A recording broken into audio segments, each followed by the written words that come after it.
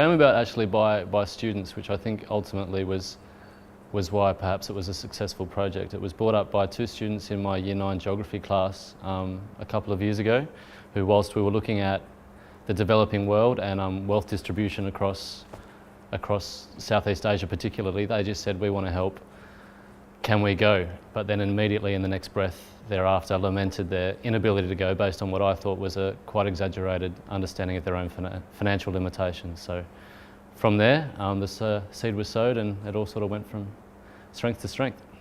A lot out of the project, mainly under the broad umbrella of a sense of their own possibilities, I guess. I was quite challenged initially when I moved into this school to hear how low aspirations were and how little students thought that they could achieve, and how little of the world students seemed to think that they would be able to explore and ultimately contribute to. And it was just the sense that that is a possibility, and the wherewithal to realise that all you need really is some community support and a good strong work ethic, and you can get there, is what I hope people would get out of it.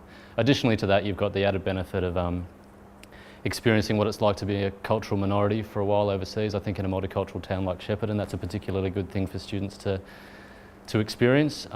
Also just the idea that you can work for something big for 18 months and work consistently on it and maintain the efforts to do that, and then the reward will be 10 times larger than anything else you get over something that's more instant in its sort of gratification. They were the large aims of what we hope to achieve. There's know your limitations, particularly in terms of time. Be very wary of how much extracurricular time you do dedicate to a project like this, because it can overwhelm you and it can take up most of your spare moments, and you do need some self-time to actually maintain your other teaching responsibilities in a school, and I found that balance was quite difficult. But basically I just say do it. When you get an idea presented to you from your students like I had with this one, I think you'd be a fool of a teacher if you didn't actually grab hold of it and see what you could do with it. Most learning, I think, really does take place outside of the classroom, and to be given that opportunity from a group of kids and then to be able to work with them over the course of 18 months to making that a reality was something that I'll treasure for a very long time. So I would recommend any other teacher instigate similar projects if they have the opportunity. It was actually learning beyond the classroom, and we can sit, and obviously this little project started as a result of a poverty unit that was studied in geography when those students back in Year 9.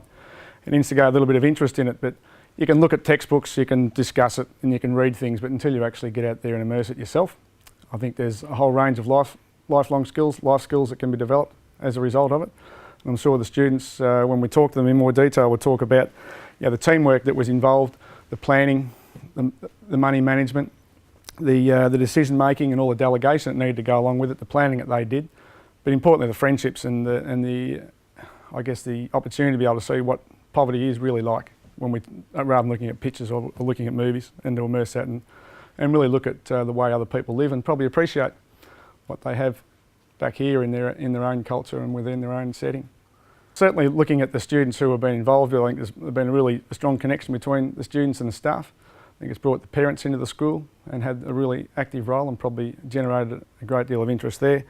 I think working closely with the families has probably been one of the big impacts, but I'm sure what we'll see now is the students coming back and the impact that they can have upon the school community with their own learnings, their own thoughts, and probably trying to put a degree of empathy in their own way that they operate, but also the message they can give to the school community and the broader community itself. Without a doubt, the growth in the students was palpable from the first 6 months that we undertook this program. It went for about 18 months. We were fundraising for before we actually went overseas, and I remember sitting down with Cam, the co-coordinator of the program, at the end of 6 months, just after we'd run the goods and services auction to try and fundraise some money, and talking about how some students had spoken in public that had been terrified of speaking in public before and would never do it. Some had been around to other businesses and told them about what they were doing and tried to enlist some support.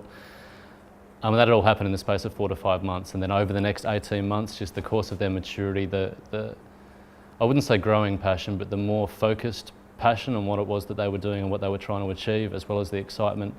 And then overseas, they just time and time again blew me away. The compassion they showed for where they were, the insight they showed into some local customs and cultural anomalies, and just the strength that most of them showed throughout the entire month being away, which for a 15-year-old experiencing some quite shocking things isn't easy.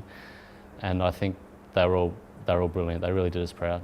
Then one failure of the program, it would have been in terms of the fundraising, which might sound a little bit odd given that we raised over $70,000 and the students on top of that all raised at least $2,000 of their own employment income. But with the group fundraising money that we did, I think most of that was led very much by Cam and me, and there wasn't much in the way of teaching kids how to fundraise. So instead of teaching them how to fish, I feel in a lot of ways that we just gave them a fish and did it time and time again until there was a hell of a lot of fish.